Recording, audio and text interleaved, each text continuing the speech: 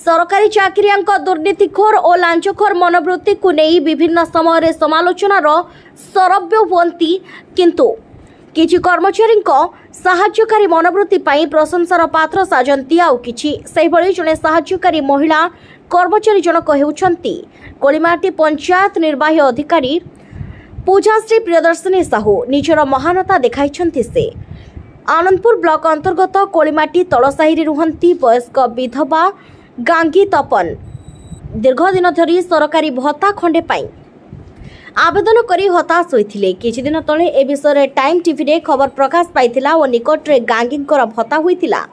गांगी को खबर आसीथिला भत्ता बंटन कार्यक्रम रे पहुंची भत्ता नेबाकू किंतु आर्थिक अनटन और रोगाग्रस्त गांगी भत्ता आनिबाकू जाई पारे नथिले।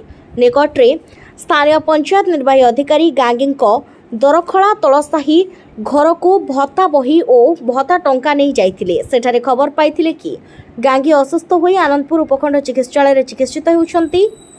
तुरंत संपृक्त अधिकारी पूजाश्री संगे संगे सुदूर कोलिमाटी ठारू आसी गांगी को मेडिकल बेड रे भत्ता टंका प्रदान करथिले। पिओंकर एही बदान्यता निश्चित भाव रे प्रशंसा योग्य।